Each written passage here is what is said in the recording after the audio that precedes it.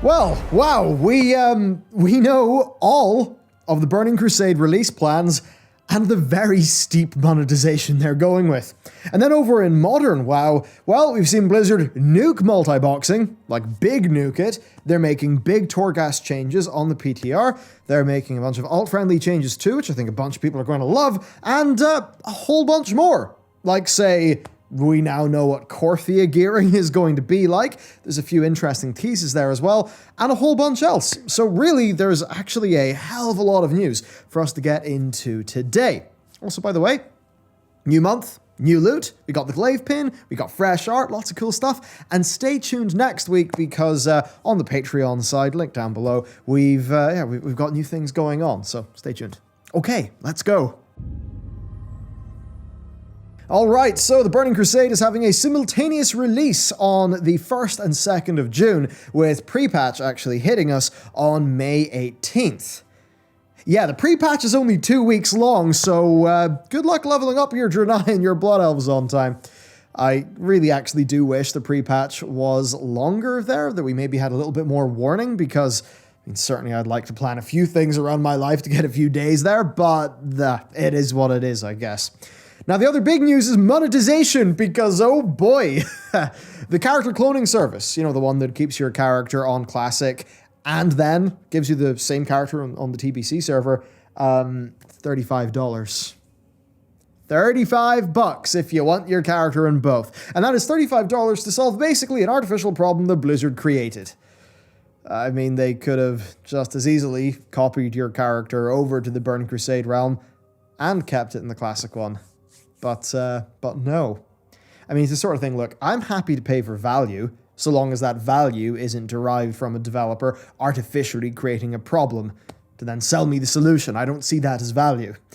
I think a lot of people will use this paid service, though, because, well, they've probably got a few characters. You know, it's like how the mount store very much targets, to use the industry term, whales, you know, whales in the modern game. There are some people who are worth a lot more to Blizzard than others.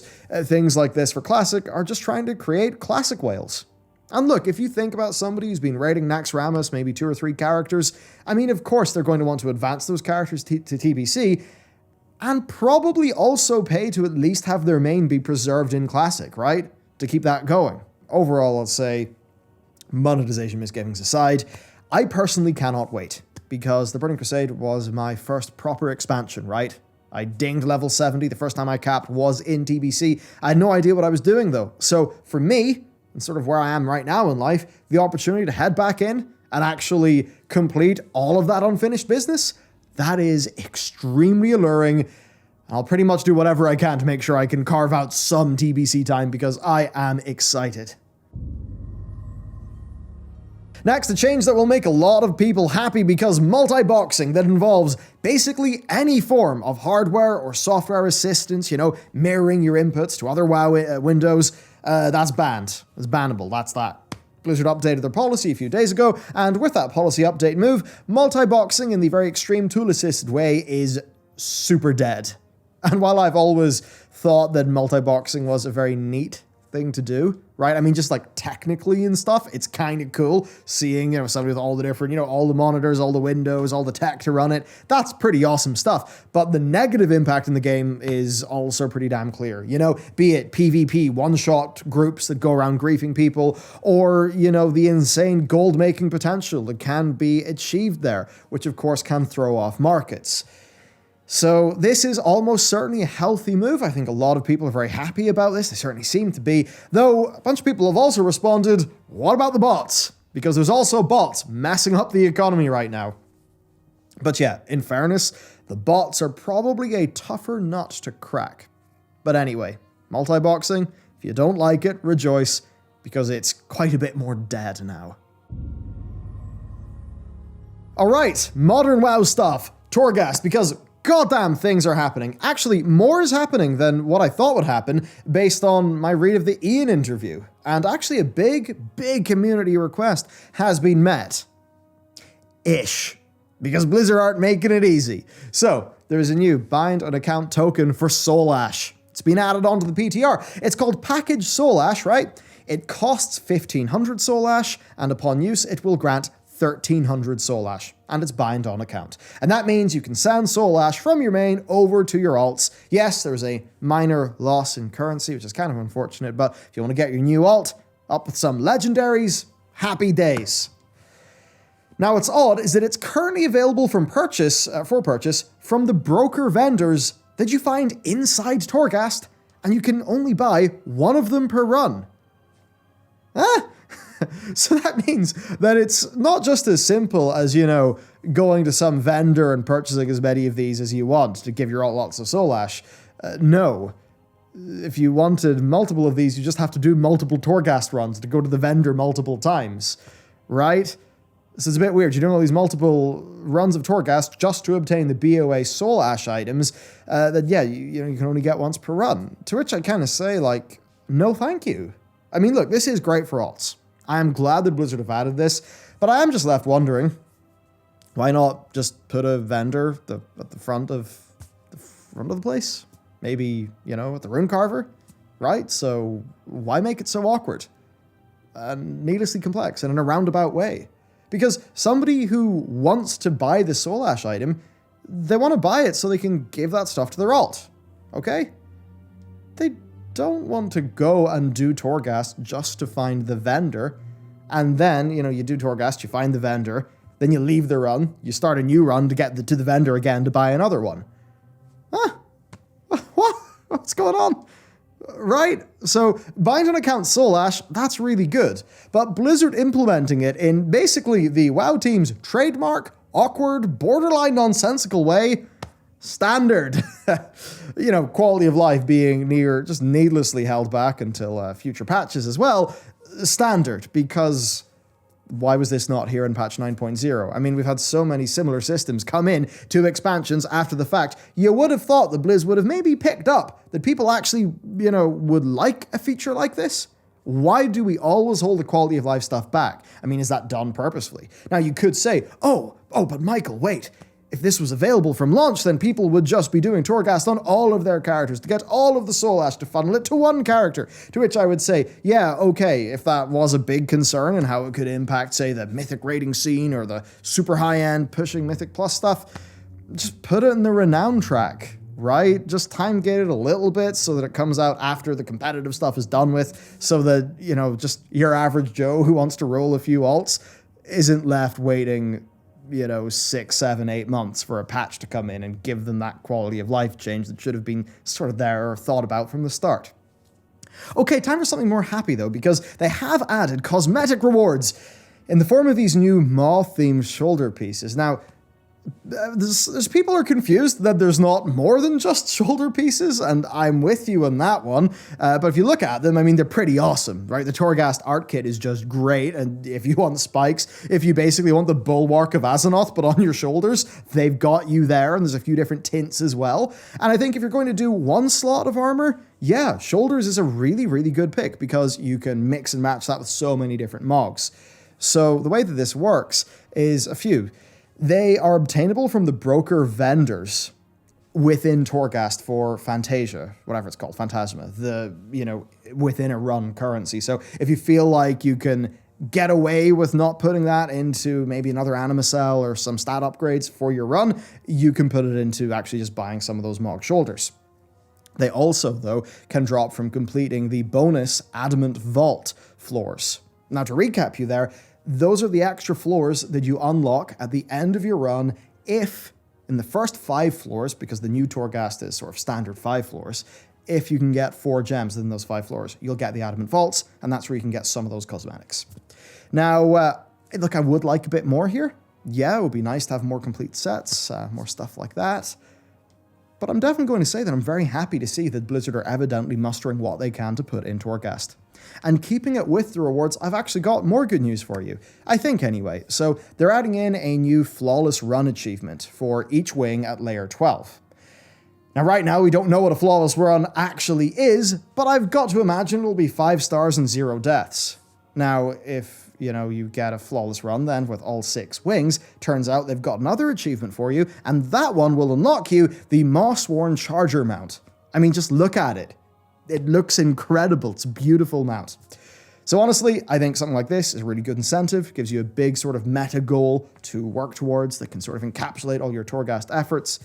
And there's a little bit of me that kind of looks at it and thinks, well, you know, is that just going to be dependent on the upgrade tree? Which does bring me to the upgrade tree, where we've noticed something weird. It's happened again, everyone, because there is a cap on how much tower knowledge you can earn per season. Right now, it's 950 tower knowledge per season, which doesn't let you fully progress down the tree. So that's there. They've time or season gated that progress seemingly significantly. I mean, for something like Torghast, come on, why not just throw people all the toys? Just let them have fun. You know, balance and perfectly managing all of those curves and stuff. It's not that important. Torghast is not a competitive mode. It's somewhere to go and dick about in your character, have some banter, get some cool cosmetic gear, right? Get super overpowered, feel like you're some roguelite style overpowered god, and have some fun.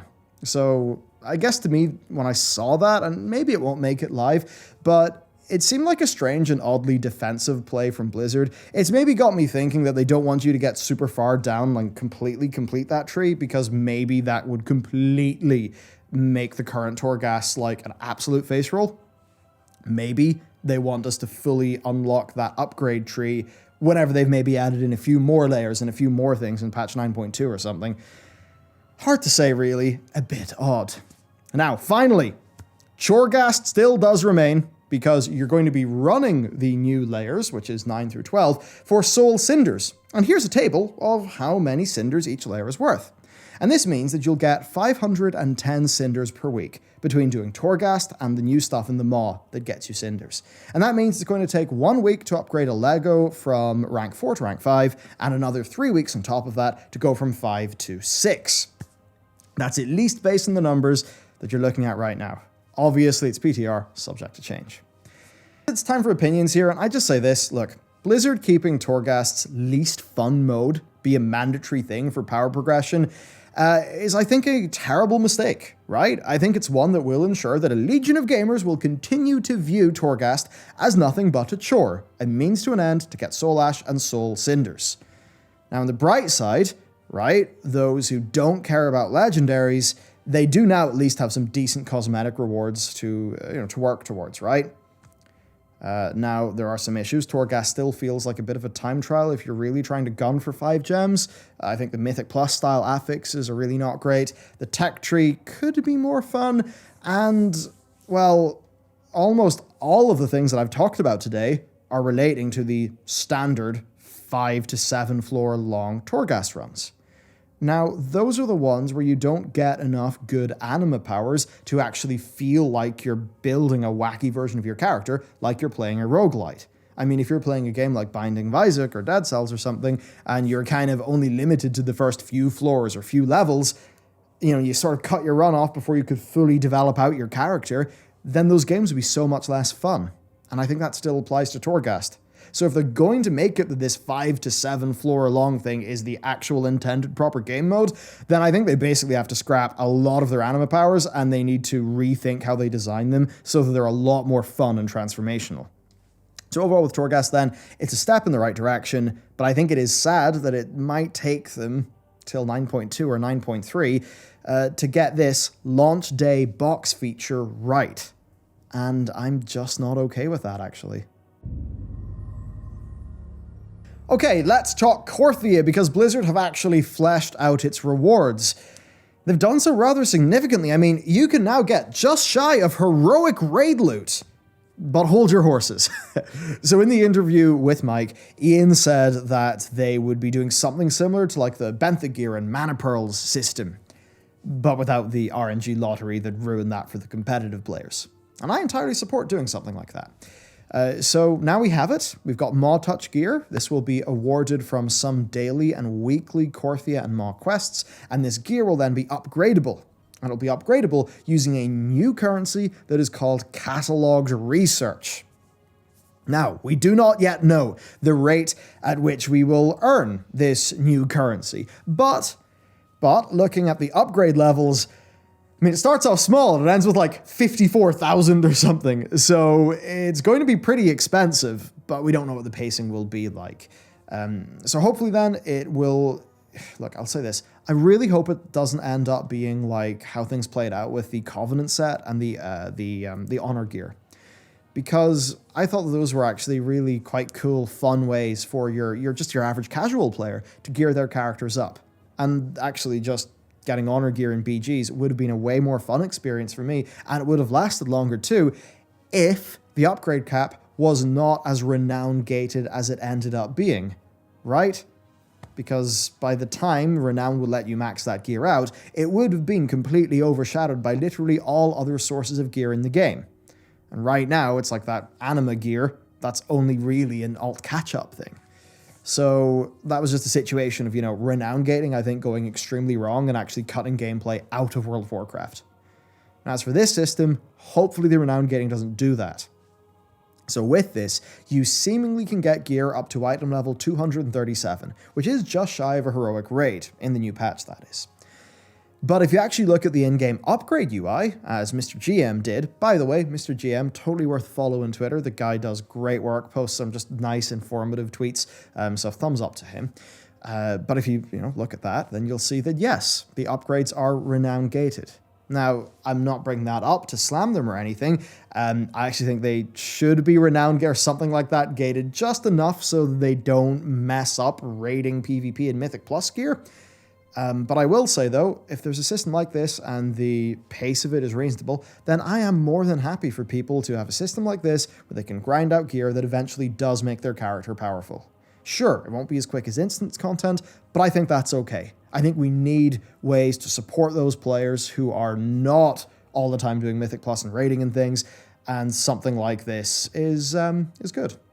Now, I do have a glimmer of hope for you, and that's actually the flavor text of the new currency, because it mentions being allowed to do field studies or identify relics that we can take to the field. And that just made me wonder, will Korthia have just more stuff than meets the eye? What is a field study? It's not in the PTR yet, but I'm certainly interested. Either way then, Blizzard, I think, would have saved us all a lot of trouble, and this is the one thing I want them to take to heart the most. They would have saved us so much trouble if they just told us what the point of all this stuff actually is, In patches gone by, they would actually make a blue post that would explain the developer's intent with things they would put into the PTR. We're just left completely guessing, right? They did these weird patch notes, which is sure really handy for class changes, but Korthia's just got these single line bullet points. And that's meant that we've never actually known what Blizzard have intended with Korthia. It's just been a matter of, what will the new PTR build bring? And we have no idea what to make of that anyway, because Blizzard haven't told us what to expect. But no, the World of Warcraft team's communications policy, I think, is still set to completely self-defeating. And I think that's unfortunate, because they could get better results if they just did better there. Next up, more good news for the game though. So, it is campaign skip time. Now no, it's not your Covenant campaign. It is the initial Rune Carver stuff, and the Torghast storyline that of course leads to, all of those Anduin cinematics. Those can be skipped. Now, you will need to have completed chapters 1 through 3 of the Covenant campaign at least once. Okay, so you need to do that. If you do, well, you can just skip your character ahead, pretty much straight to 9.1 stuff. At least in terms of, that sort of like weird main campaign that was like you rescuing Thrall and everybody through Torghast. Now, your actual Covenant campaign, that will have to be done as per normal though. But certainly, cutting out that other stuff for alts is, I think, a really good topic, or a really good change even. Now, there is one odd thing. There's no skip for the Maw. I don't know why. The Maw intro experience sucks. I mean, I'm actually of the opinion that other than the WoD one, these little intro scenarios they've done have basically generally sucked for the last while and been colossal wastes of time. I'd rather they didn't do them and it would just, Wrath of the Lich King style, spit us out into the new zone and let us explore. But, the Maw one, it's not fun. It's got so much RP and just stuff that takes time. You're sitting there being like, oh, come on, Jaina, come on, I've heard this 15 times. Away you go. Why not let us skip that, Blizz? Come on. Okay, so that. Now, there is one thing that I think people will be happy about, though. There is a data mine string that just says Rapid Renown Catch-Up. We have no idea what that is, but hey, at least Blizzard are looking into it, and they really will have to, because 80 renowns is quite a lot, and that is what we're going to have in this new patch. So, I guess we'll find out what that is eventually. Loot. Let's talk about some loot, because you know what? Actually, some really neat stuff has appeared on the PTR. Sylvanas' bow. It looks awesome, and now it's actually legendary quality.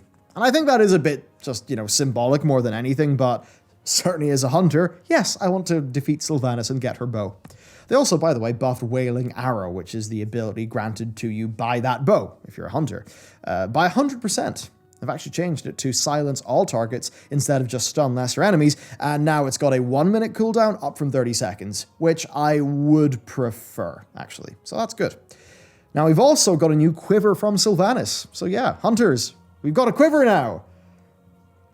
But it does go in your back slot, and that means you can't wear both it and a cloak. So I guess that's a weird technical thing. I mean, certainly a pity. Come on, let's be able to do both. But anyway, then, finally, there are these new cloak appearances. Right, just look at them, they're awesome. And the data mine colorations actually match up with the raid tints, so I imagine they'll come from the raid or something, and they look really great. So thumbs up there. And while this tier doesn't have class sets, I'll at least say that Torghast themed armor just looks fantastic, and I definitely am motivated to get it in my character. Next up then, the realm of Mythic Plus, where we've now found out that your gear will cap out at item level 252, which is really not much of a surprise. What is interesting to me though, and has got me happy, is that the new Mega Dungeon gear is treated as Mythic Zero gear. And that means that your Tazavesh loot can be upgraded with Valor points. Hey, that's great! Look, as someone who doesn't like timers that much, but really loves the idea of doing a Mega Dungeon, I mean, that's actually super exciting, you know? It kind of means that Tazavesh loot, that actually could be relevant for more than a few weeks. So I think that's great. I'm pretty happy about it. Now, of course, with a new season, that also means we get a new set of achievements, which are, I mean, they're basically the same as normal. They just require you attaining a Mythic Plus rating instead of the old stuff, because of course, that's all part of Blizzard's new Raider.io inspired system there. And there still is going to be a title and amount for getting those achievements as well. Next then, people, they almost got excited because a Keystone Trader appeared in Oribos, right? It's Keystone NPC. And their little tag said Keystone Trader. Now, the Mythic Plus people have been asking for ways to influence their keystones for years now, right? So just being able to re-roll your keystone, something like that. The community's wanted it for so long.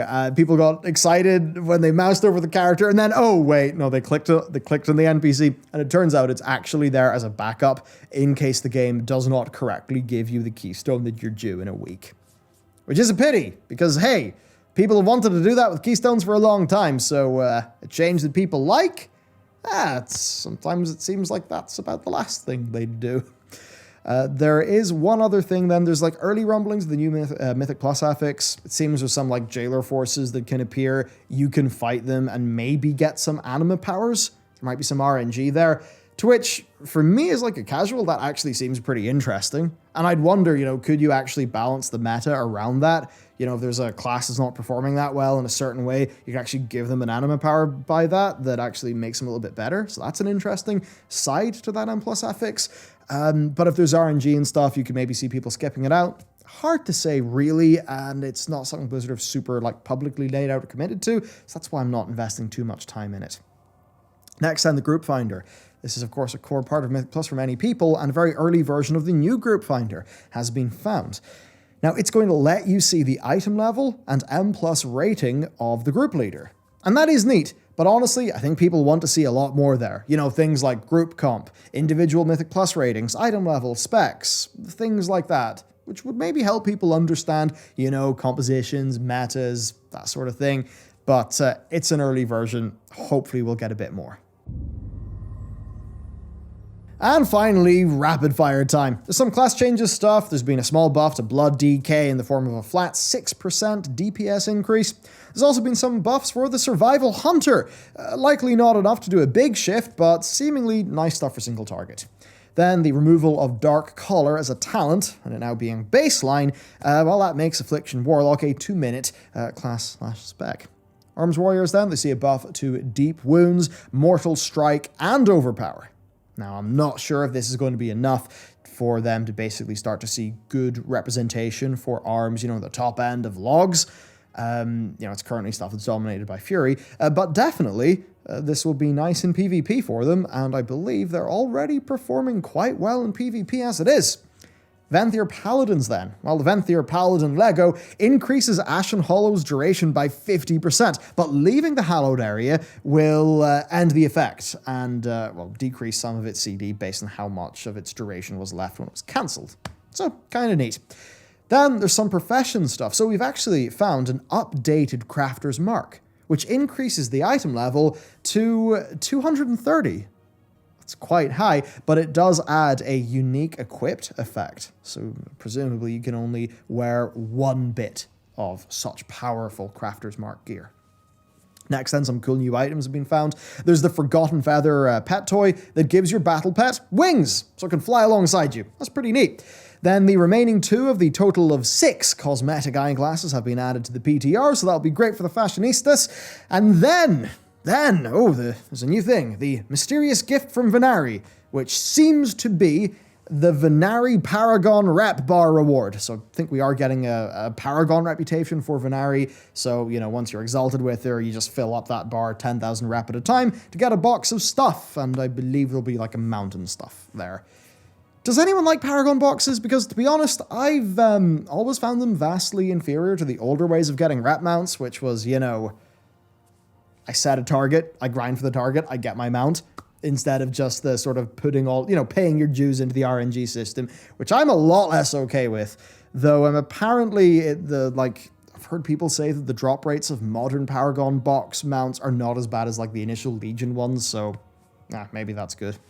Now, staying on mounts, though, a lot more people, I think, are going to be able to get the new Vicious PvP mount, because it only requires a rating of 1,000, and that's not that hard to get. Now, according to Blizzard, who basically did a bit of a clarification, they got in contact with Wowhead, it seems that, they say it's an intended participation reward for players who are there in rated PvP and are actively trying to push. So it's not based on how good they are, it's there for them just doing the effort of trying to push their rating and all that stuff. And they say that this change makes the mount basically be in line, the requirements, in line with their intended difficulty. And I don't know if this is reading in between the lines, but is that a commentary in boosting, right? I mean, that in a world with massive boosting, a 1400 rating is going to be harder to attain. Who knows? Given that explanation they gave to Wowhead, I would think so. Now, on that, this is just a quick thing. We covered it in our live stream last week, but I should mention it here. They're making it so that if you want to buy rated PvP gear, not buy it, if you want to upgrade it, you will need to have won a ranked PvP match at that rating in that week. Now, there's basically, most people think that this is to combat boosting, right? Where it would mean that if you tank your own rating to boost people, you would be locked out of gear upgrades until you got your rating back. And then if you were the boostee, well, yeah, sure, you could get a boost up to 1800 or something, but you're somebody who needs a boost to do well, so you're not going to be able to win a match in subsequent weeks without getting a boost.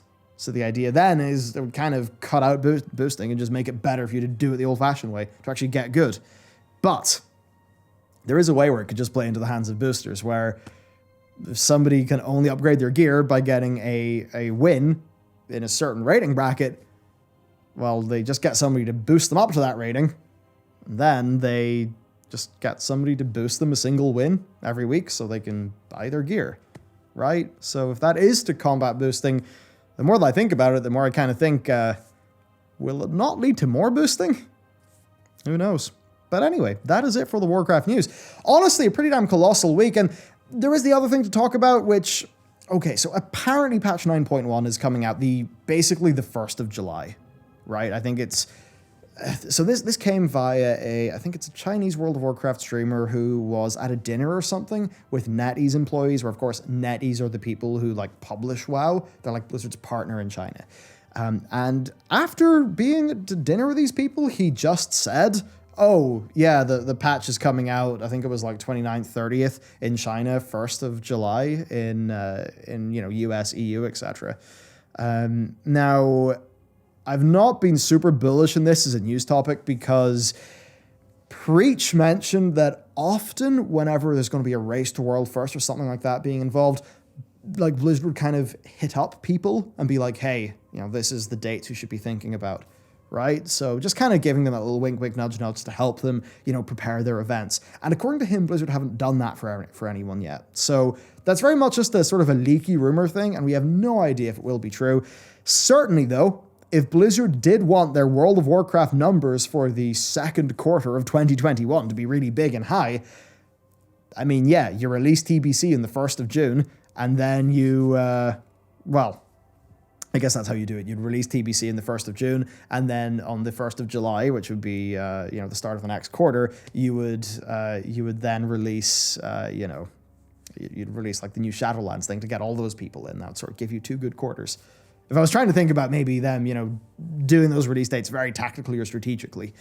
So anyway, that's my thoughts on that. I'm not super planning around that being the release date, to be honest, because I just don't believe that leak with a high enough conviction to really just be sold on it, I guess. That's the World of Warcraft news. Congratulations. You made it through the WoW news. If you want more of us talking, then you can hit up the Clips channel. Of course, we'll be doing a live stream. We did the live stream yesterday by the time you're seeing this, but we do the live streams 7:30 British Standard Time on Fridays. But the last 2 weeks we ended up bumping them to Saturdays because I had appointments appear. We'll try to do them Fridays. Anyway, outro. As they say in YouTube, the longer and more rambly your video outro is, the more it's actually going to tank your video performance, have people click off your channel, wander away, that sends bad signals and tanks the video. So I should probably stop the outro and, stop sabotaging, the work of myself and the team. So I guess I'll do that. Have a great day. See you next time.